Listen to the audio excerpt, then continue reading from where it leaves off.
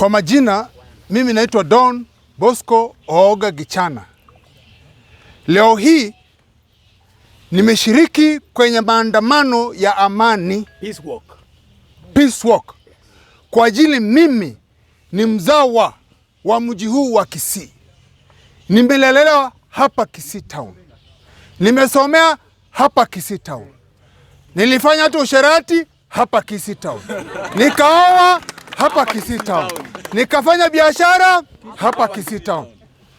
Kitendo kilichofanyika wiki iliyopita ni cha huzuni mkubwa sana, sababu tangu kuzaliwa kwangu mji huu haujaona ubadilifu, ujambazi wa aina hiyo.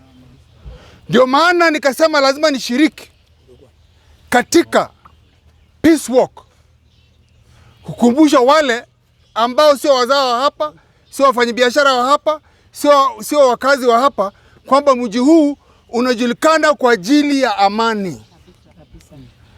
Na wale wachache wanaotumika na baadhi ya viongozi kuharibu amani mji wetu, siku zenu zimehesabika.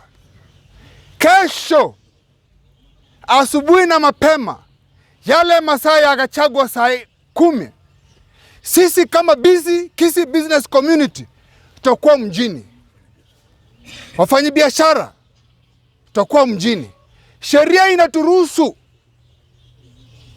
kufanya mauaji wakati maisha yako hatarini na unalinda biashara yako. Tutakuwa hapa mjini kwa ajili ya kulinda biashara zetu na kudumisha amani. Tafadhali, wakati mnaenda nyumbani mwenu, jaribu kuambia jirani, ndugu na jamii yenu kwamba Kisii ni mji wa amani. Watakaotaka kufanya maandamano kesho, wafanya kama maandamano ambao tumefanya leo. Tumechoma tairi? Tumevunja duka ya mtu?